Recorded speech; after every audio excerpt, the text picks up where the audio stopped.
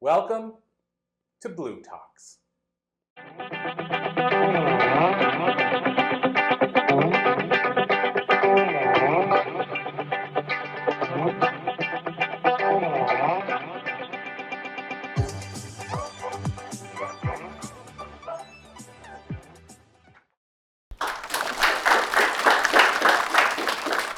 Hello and good morning, everyone. I'm so excited to be here in New York at Columbia University and speaking to all of you today for about the next 15 minutes or so on the topic of authenticity and showing up how you're meant to show up and not how you try to show up based off of expectations you perceive others placing on you, right?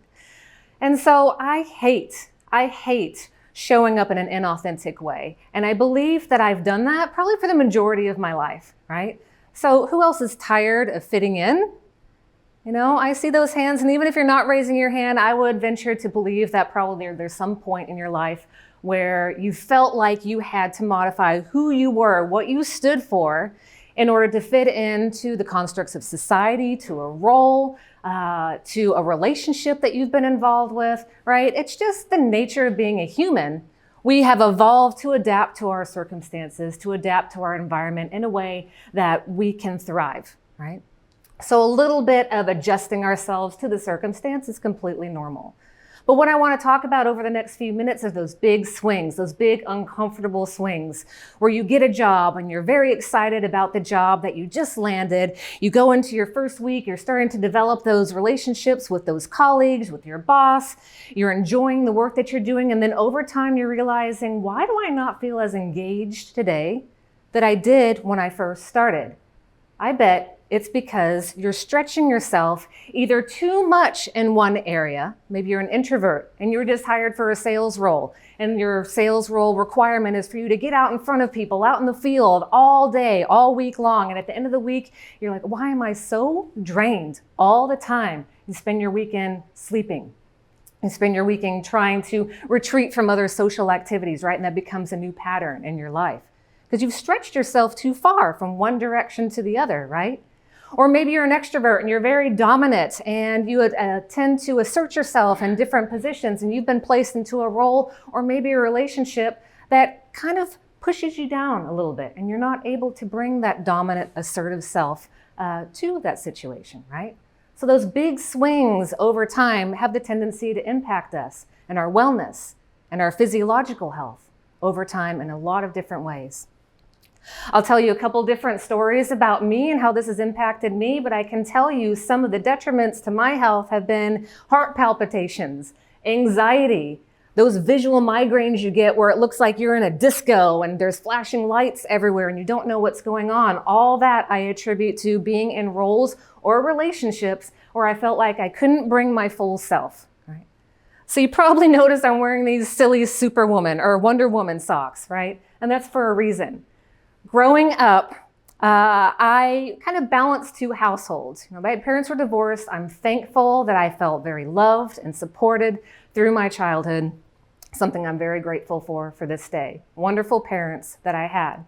But still, I had to balance shifting between one household and another throughout my early years. And those households were very different, which enabled me to develop the ability to kind of turn into a chameleon kid. If I needed to be over here and be more formal and more social, I could absolutely adapt to that. If I needed to be over here and be more reserved and quiet, introspective and creative, I could do that as well, right?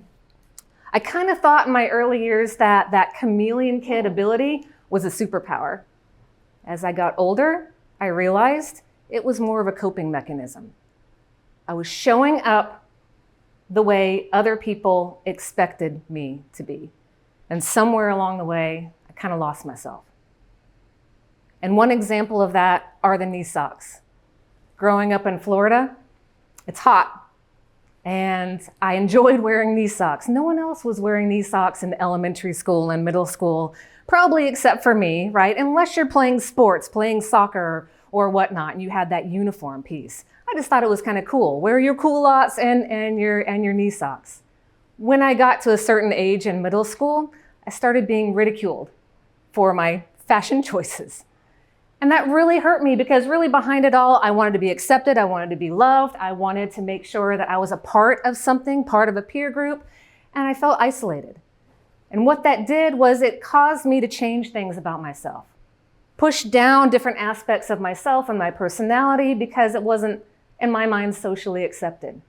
And I carried that through me to my career, where unfortunately, in my first couple jobs, I didn't want anyone to know about my personal life, about my hobbies, right? I'm a watercolor artist. And I'm a fire dancer in the past. I have all these quirky little interests and things that I've been involved with over the years that my coworkers would have no idea that I was involved with those things outside of work. Because I grew up with the impression that when we come to work, we put on our coat, our jacket, our nylons, our pumps, we put all that aside of us, and we get there to get the job done, that we can go home and be whoever we want to be. And that hindered my success and my career growth over the years. And I can tell you there's research on this too. There's research in this whole idea of self and self-concept. If you're familiar with those two terms, you can give me a nod. If not, we're going to go into that right now, right? So there's a self, who you are at your core, how you show up. Am I more dominant? Am I more accommodating? Do I need time to think through things before I give you my decision? Or am I more of a talk it out type of person? If you're familiar with behavioral assessments and BTI, what is there? Strength finders, predictive index, social styles, a whole host of them. That can give you a foundation of how you show up in different contexts in work and in life, right? And then from there, you can see how far you've deviated over time from yourself to this concept of self, or these personas, or there's a language around masks that we've put on to create for different circumstances in our life, right? And again, like I said before, little variances are okay, totally natural as we adapt as human beings, but over time, what does that lead to? And especially in the workplace, feelings of burnout and anxiety and disengagement. And the research and studies show that if workers, in particular employees, sustain that long swing between self and self-concept, number one, there's higher turnover rates, right? Higher disengagement. You're not leading from your strengths. You're not working, using and leveraging your strengths. And so in the work that I do with organizations and with leaders and with individuals, we talk about that disconnect between self and these different self-concepts that you've created over time. And how can you bridge the gap? Not eliminate it, right? Just create a more healthy balance between who you are and how you're showing up. Because again, research in this area is showing that when you are able to better manage this, people at work are able to see you as your full, authentic self. They say, okay, there's Morgan. She has all these different interests outside of work. I can connect to her as a human being. And because I know a little bit more about who she is and what makes her tick, I'm better able to figure out how I can work with her, how I can communicate effectively with her. And so it does a whole host of good things around team engagement and enabling people to communicate better with each other. And I would venture to say outside the workplace too, with your relationships, right? You can think of maybe relationships in my past where I've hid portions of myself in order to show up and be more athletic, or feign some interest in this particular idea or hobby or activity just because I wanted that person to like me, right? But at some point those walls come down and your authentic self shows. And when that happens, are you still accepted for that or not? So when I work with people in this area, between this whole idea of self and self-concept, one of the questions that people ask is like, okay, what are we going to do about this? How are we going to manage this discrepancy between ourselves and how we show up in the workplace? So I say, number one, you have to figure out and to kind of dig deep, do that, begin from within and realize who you are. And sometimes if we've been masking like me for a number of years, we kind of lose that. And so I invite people to look at the people around you, the people that have been there for years, and seek some feedback from them. At your core, how would you describe me? Am I more dominant? Am I more social? Am I more introverted? What are some special traits that you've noticed about me over the years that just define me and who I am, right? And some of those things might be quirky. For me, I know my husband and several close friends call me misdirection because I can never find myself I can never find my way basically out of a city without a map and a plan and probably some landmarks along the way. And if you ask me even today, where's my hotel? I couldn't tell you without pulling it up on Google Maps. If you ask me where north is, I don't know. It's just a quirk about me, right? Maybe it's growing up in Florida where everything's so flat and you have no sense of direction. But that's just a part of who I am. So I know that if I'm in the situation where I need to figure out where I'm going, what direction I'm going, I need to ask for help. And in those situations where I've had to figure it out by myself, I kind of struggle. So me knowing that about myself, I just have to be honest and reach out for help. And sometimes that can be difficult. So understanding yourself is number one. Number two is getting really curious around where those swings might be and how do those swings feel to you. So if you're in a job where, as I mentioned earlier, maybe you're in that sales job and you're more of an introvert or you're more of a reserved type of personality, right? Is that swing of being out there in front of people all day and all week, is that painful for you? Is that a stretch for you over time? Or is that okay? And a lot of times it might very well be okay, right?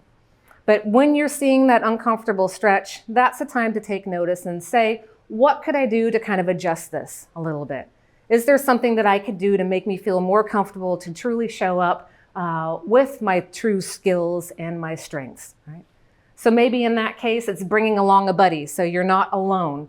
For me, it would definitely be someone helping to navigate where do we have to go throughout the day to make sure that I didn't lose track of time or location, right? So I encourage you to figure out where those gaps are and what are some small changes that you can make to enable yourself to show up in a more authentic way.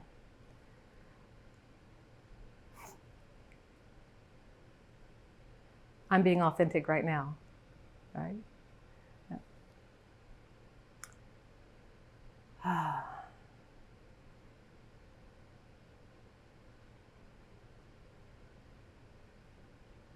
So I'm going to leave you with this.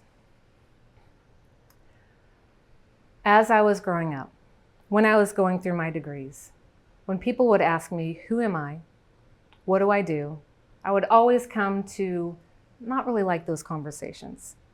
Because I could say, hey, I'm Morgan Massie. I'm a leadership coach. I own and operate a couple different businesses. I've operated a nonprofit.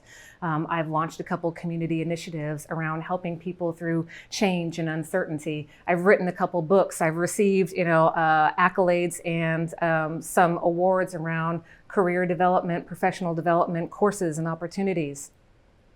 And that's a mouthful. And a lot of those things and accomplishments and badges that I've earned over the years have been, again, because I'm trying to put myself out there in a way that I feel is impressive to a particular person or a particular group of people. Again, going back to that need, that inner need to feel connected and to feel a part of something greater than myself, right? But who am I and what am I all about? That's the key.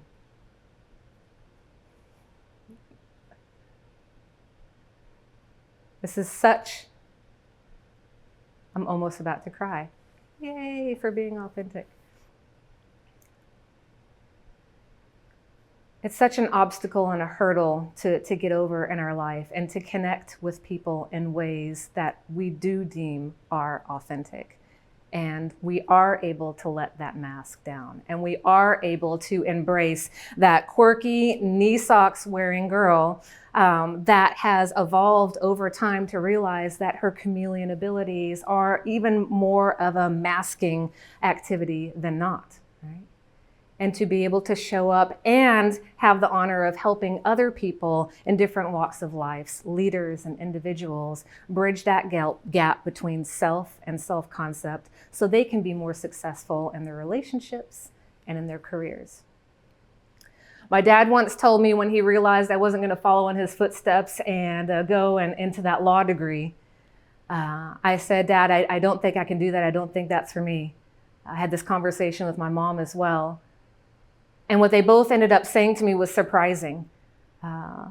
They said, Morgan, even if you did follow in our footsteps and you went to the same colleges that we did and you earned the same degrees and you had the same job experience and you dressed the same way, you still wouldn't earn the same respect and gain the same experiences that we've had, because you are an individual. And what we want for you is to figure out who you are, and don't follow someone's path, but create your own. And only in that way are you going to truly be able to thrive and become resilient through your own life.